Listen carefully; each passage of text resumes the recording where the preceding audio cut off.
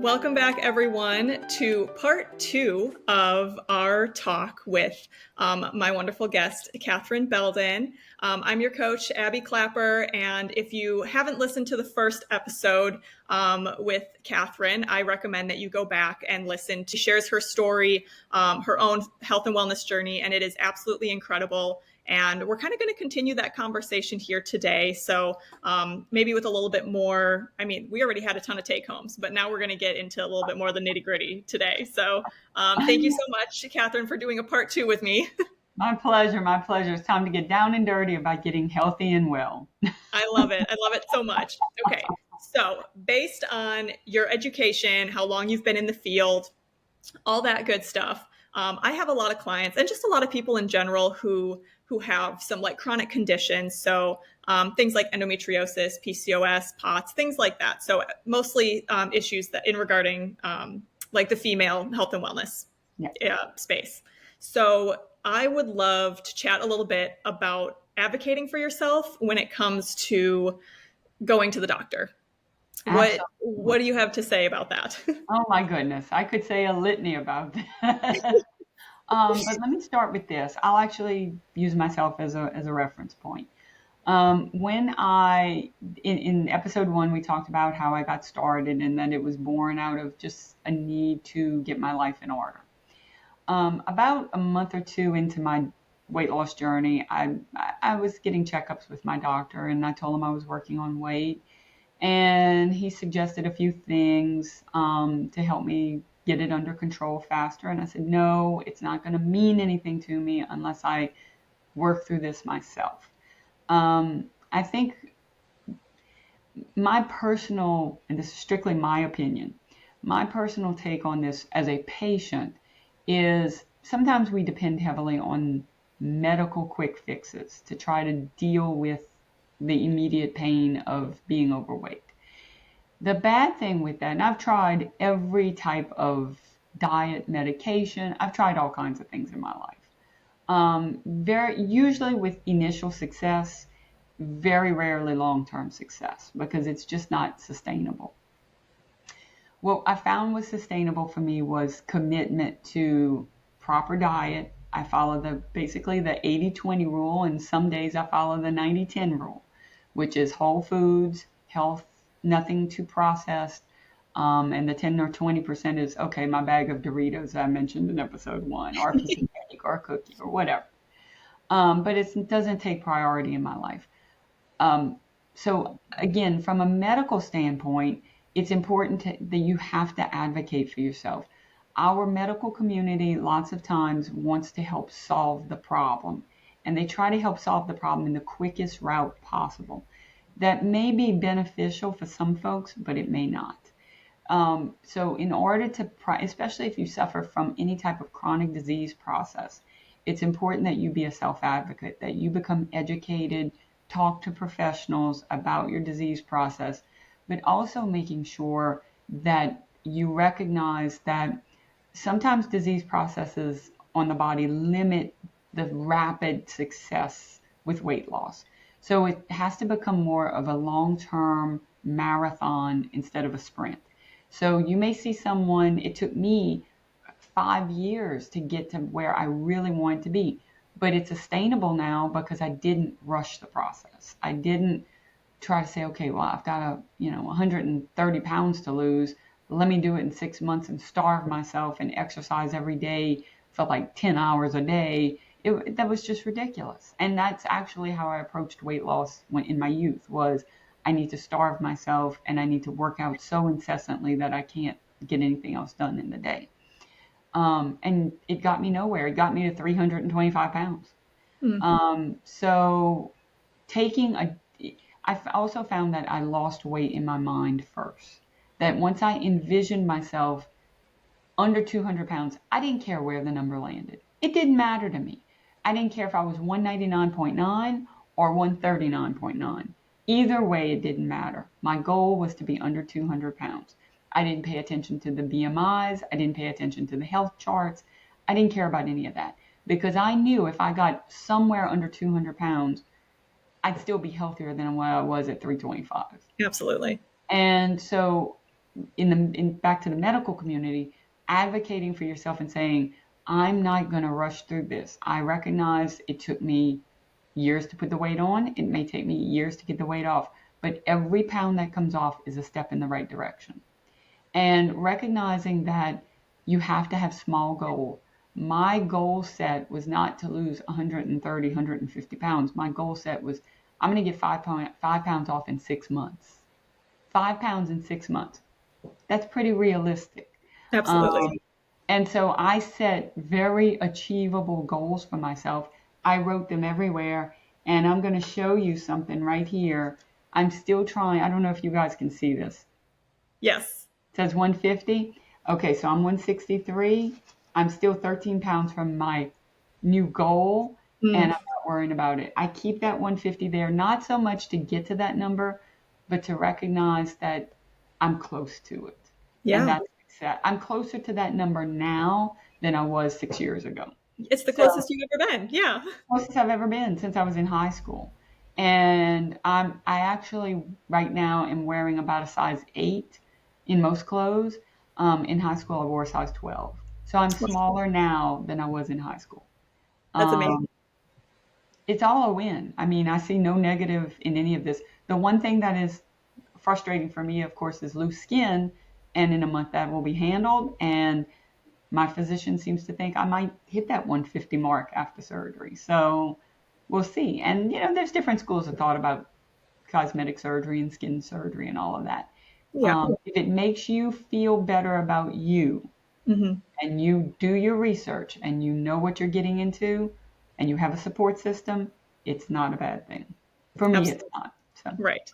yeah. That's incredible. I'm so excited for you and to just have you kind of complete that part of your journey and not completed. It's not finalized, but you're gonna be at a point that you've worked so hard to get to that point, Yeah. and it's gonna kind of be like that little reward. So Yeah. that's absolutely incredible. I'm so excited for you. And I know when we had spoke in the past, there was going back to kind of PCOS. We're going to touch on PCOS because I think there's someone that maybe you knew of in the past, or and it's because I know so many people with PCOS who just don't have answers, and it's just very frustrating going to the doctor and advocating as much as they can for themselves and just not finding success, finding hope. Can you share a story of hope of someone who maybe did see that the advocating paid off? Absolutely. So I have a couple of good friends who have suffered with PCOS. I myself struggled in the early part of my life with a lot of endometriosis and some of those issues. And as we all know, estrogen loves fat, and it tends to be a real issue for our ladies who are struggling with PCOS.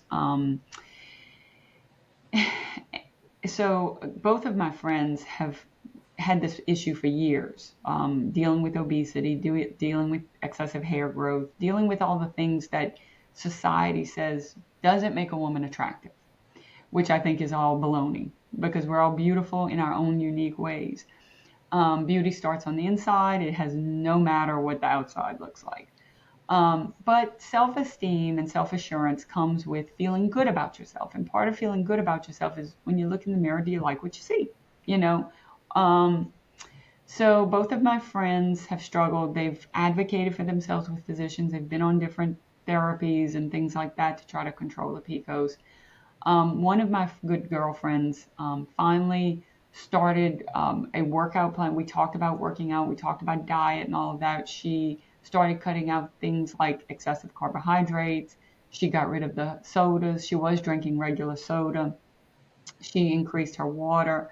I started working with her as kind of like an accountability partner. She was watching the things I did, and she knew I didn't have PCOS. I had endometriosis, so my journey was nothing like what hers is.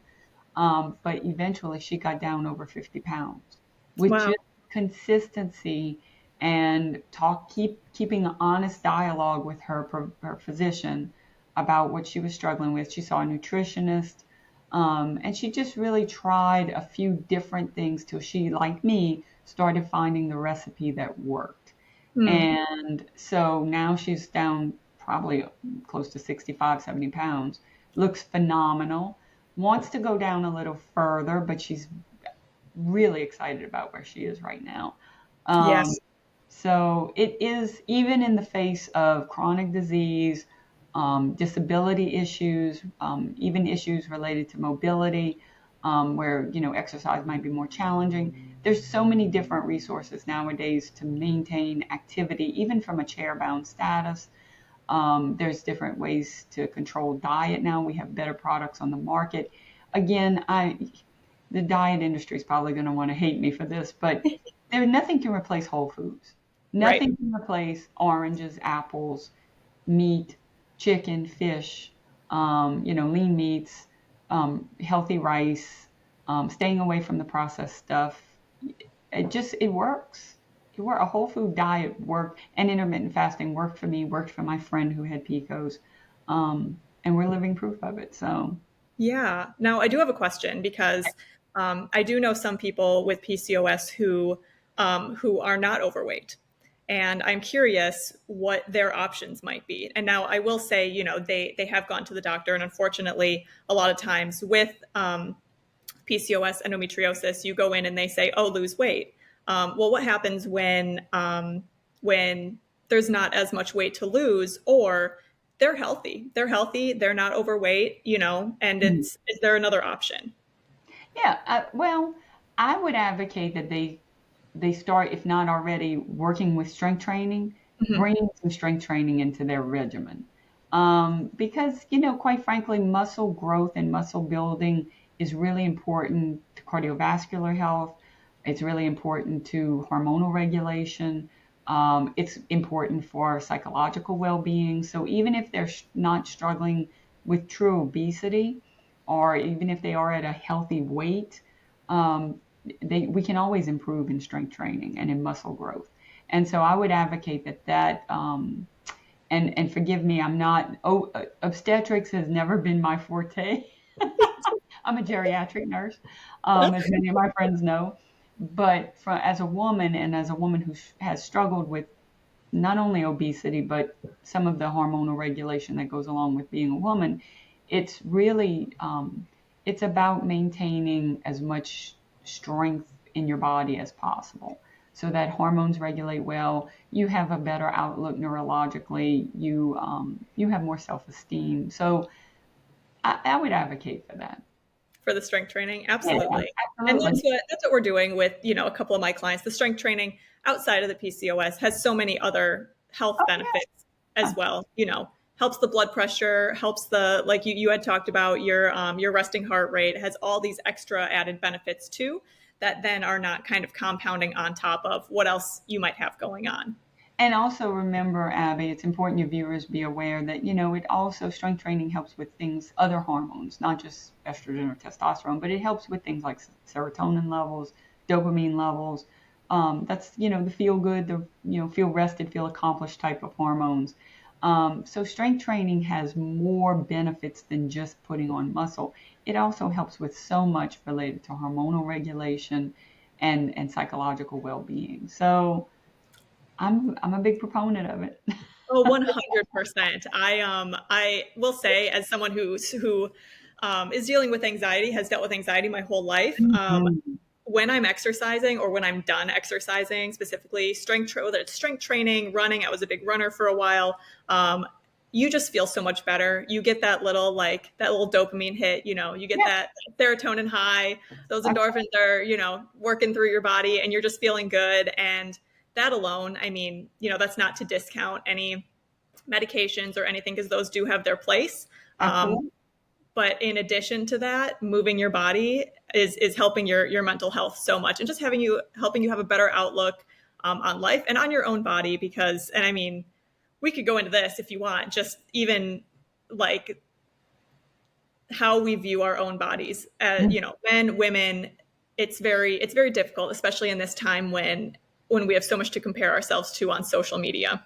right. And there's so much, there's so many negative things in the world that if we can carve out one little area of positivity, even if you don't quite hit a weight loss goal in the way you think you should, because we all have a vision of what we should look like.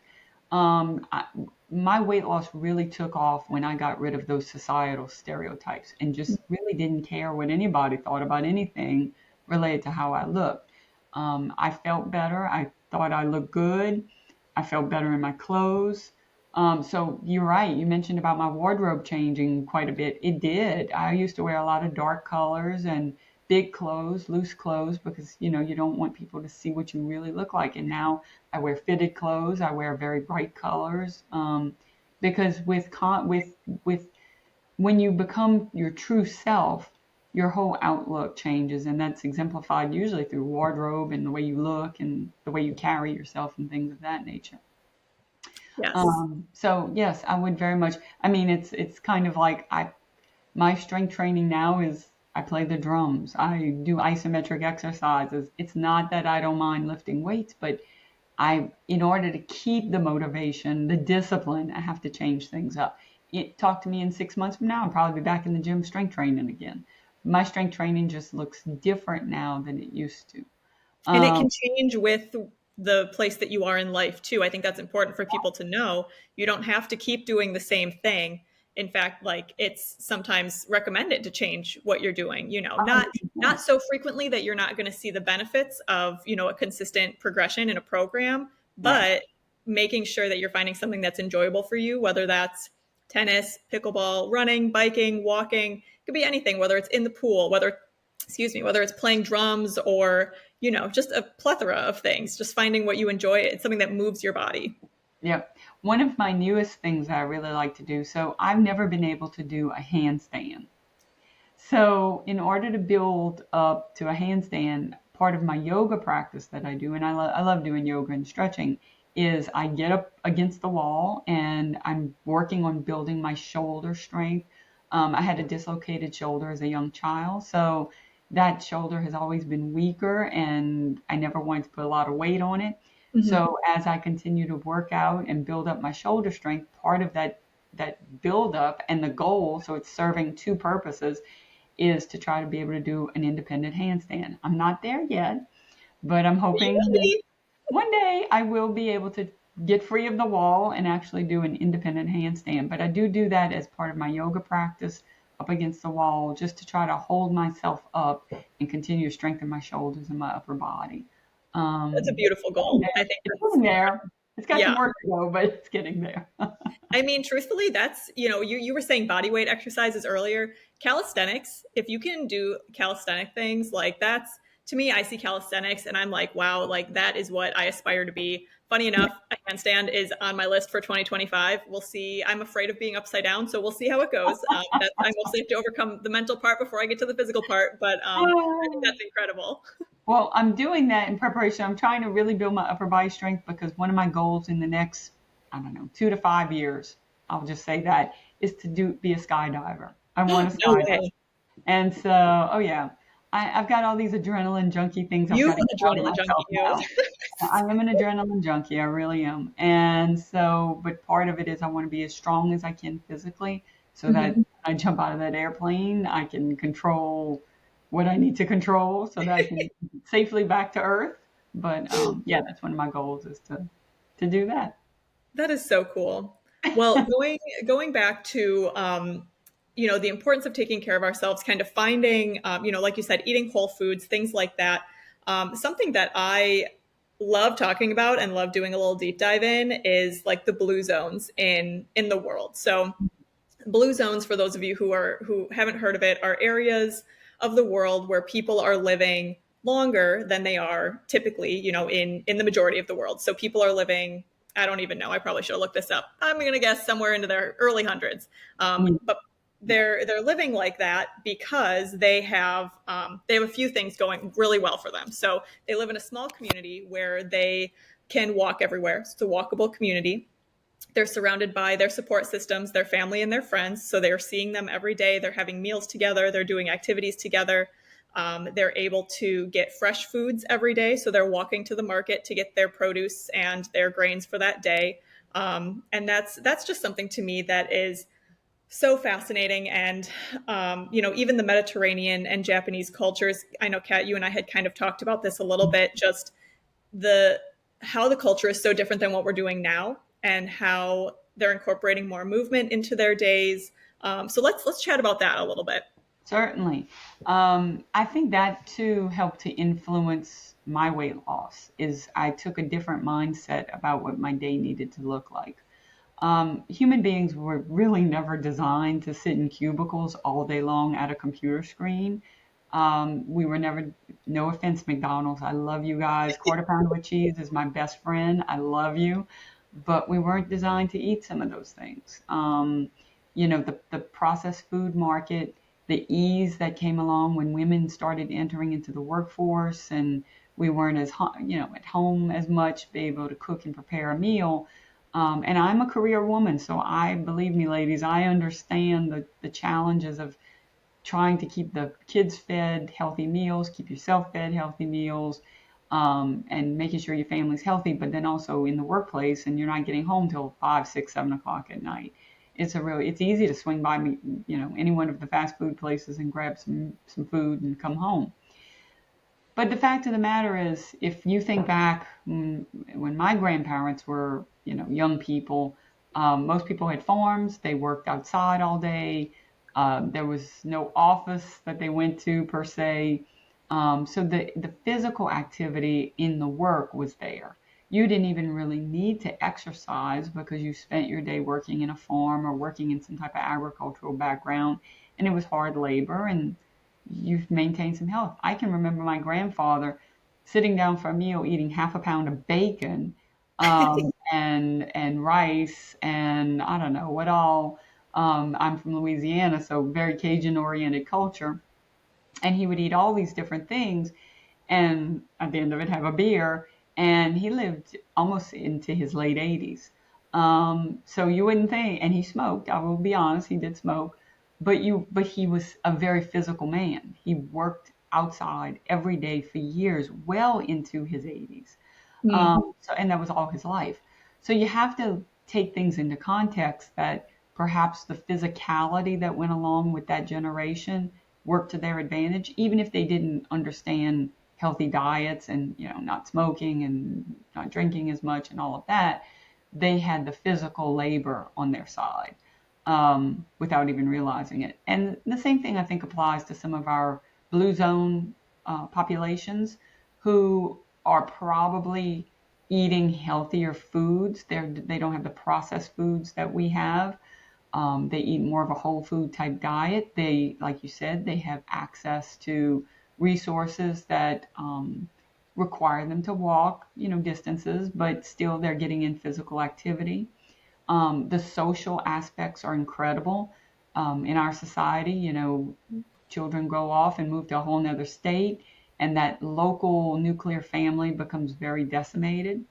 Um, so, having that I grew up in a multi-generational family. That was really important. My children have grown up in a multi-generational family. We had meals together. Food was a huge part of our family, but maybe not always the physical was a huge part of our family. So I think that's where we kind of went off the rails a little bit there.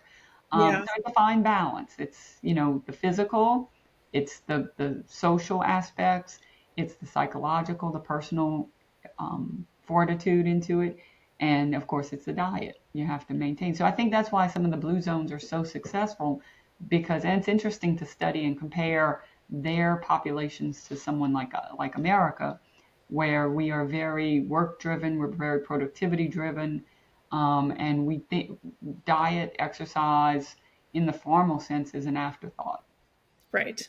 Well, there's something I always tell people as well. I teach group exercise classes here in the area, and I see quite a few like older people. That, for an example, there's a woman who's in her 90s who's still taking all these group exercise classes. She's doing three Yep. classes back to back. She'll do Zumba, like yoga, and like one other one, Yep. and it's crazy. But something that I tell all my clients, and I tell anybody who will listen to me: once you stop moving, it's over. It's over. As you age, you need to continue to move. And I get to brag on my grandpa for a second here. I think he's 88. as of right now.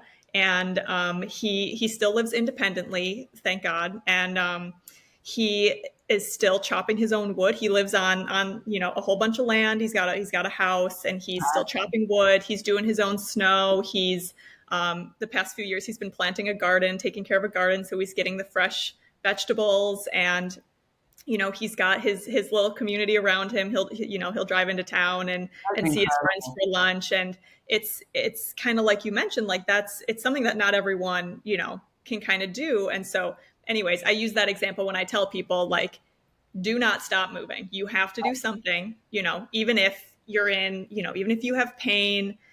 Go to physical therapy. That's another big thing that I'm a huge advocate for, is going to physical therapy, making sure that you can move and move well. And that's why, whatever age you're at right now, if you haven't started any strength training or any kind of movement, mobility, anything, now is the time. Because the sooner you start, the better you're I'm, going to be in the long run.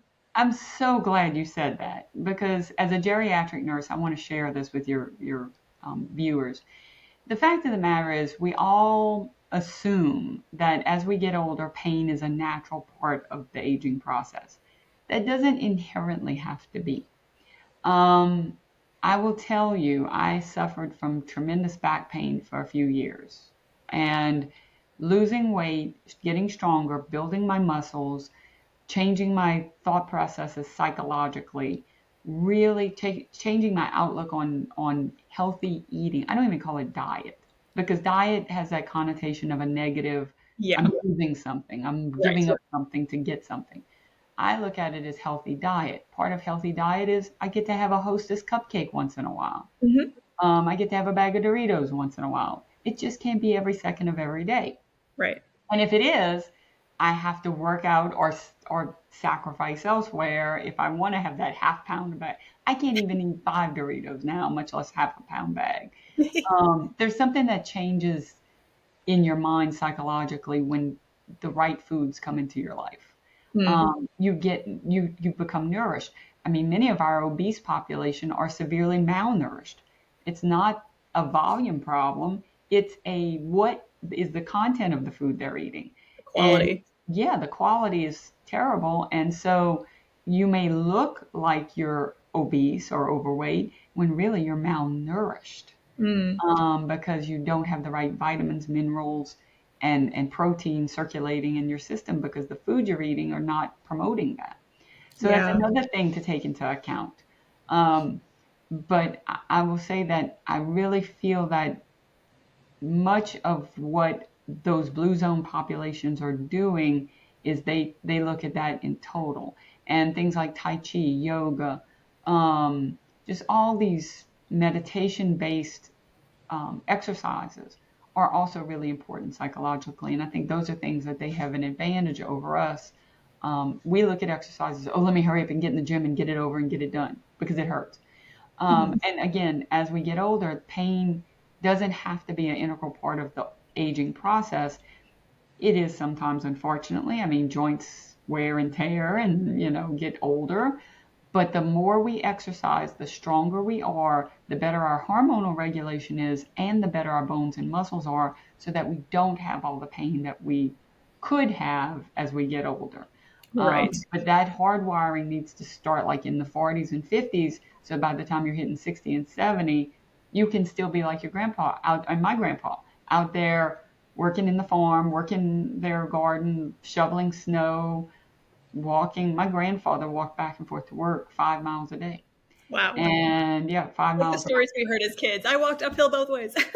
He did it. He walked. I mean, he would walk to his later in life. My grandfather was a deputy sheriff. He left his car, his patrol car, at the sheriff's department every day because he would walk from his home to the sheriff's department, leave the car there, do his patrol, and then leave the car there that night and walk home. Wow. And That I wanna touch on, that you mentioned. So, you and I, we're people of faith. We have a spiritual, some kind of spirituality, and I want to come back to the meditation and the more like non-traditional thing. I say non-traditional just because it's didn't originate here in the U.S., but the yoga, the breath work, the meditation, things like that, and just having some kind of faith in something, right? Now, for you and I, that's, we go to church. It's God for us, but it's not for everyone. But I think that's also a part of those blue zones, is that there's something more. There's something more. People Absolutely. know that they're living for more, Yeah, which I think also makes a really big difference. absolutely, Abby. Part of my journey with weight loss was, and I realize that all your viewers may not be spiritual, or they may not believe in a higher power. And of course, that's everybody's choice. However, for me, when I began my weight loss journey, and this is going to sound maybe a little kooky, but I'll just share this because this was part of the psychological healing that went along with my success. I would envision that as I walked those 500 steps that first couple of weeks, that God was walking with me. I would envision, if any of your viewers have ever seen the Chosen series, another shameless plug, there you go. But the Chosen series was very meaningful to me. And I would envision the gentleman who plays Jesus in that series walking with me and talking with me and talking about life and this journey and how hard this was, and that he was with me the whole time and that he wasn't going to leave me and he would see me through to the end successful with this. My father, who I'm an only child. My father and I were extremely close. He was my best and dearest friend in the whole world. And he's been gone now 10 years, but I would talk to my dad. So I envisioned having the gentleman who plays Jesus in the series on one side and my dad on the other. And I could almost hear my dad cheering me on and saying, "One more step, take one more, keep going. I don't care if you're tired, go one more step, go one more step." So I had this like psychological cheerleading going on, even if it was just me, but Right. it worked. It worked for me. Um, Yeah. you have to set your environment up for success. And part of my environmental scene setup for success was I had to have, I didn't have many cheerleaders around me when I first started, but I needed to build it in my mind, so to speak. Yeah.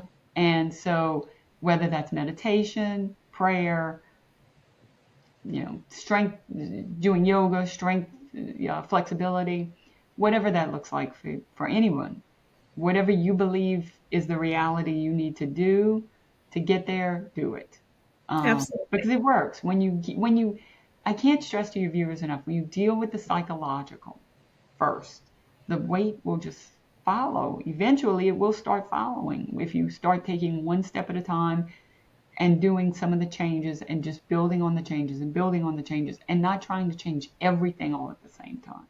Absolutely. And that's where we see the most success. That's where, my clients see success, is we don't start with everything all at one time. That's very overwhelming and it seems impossible. Oh, And that's I why love that's the first barrier that's going to stop everyone, is it seems impossible, because that's all too much. I'm not doing all that. So we break it down, right? And that's what it comes down to. And yeah, I think you put all of that very eloquently. I There was a lot of really good nuggets in here, Catherine, and I'm so pleased that we got to talk about all of these different topics in this part two. And I do want to end on one of my fun little parts of the show. I like to end the show because the fitness industry can sometimes be pretty toxic. A lot of times, especially now with social media, it can be a pretty toxic place. So the absolution part of my show is where you give me something that you think that we should absolve ourselves of the guilt and punishment of in our health and wellness journeys. So tell me what you got, Kat. Oh my goodness. Well, the thing that stands out to me the most is probably the philosophy I've adopted through these last 6 years.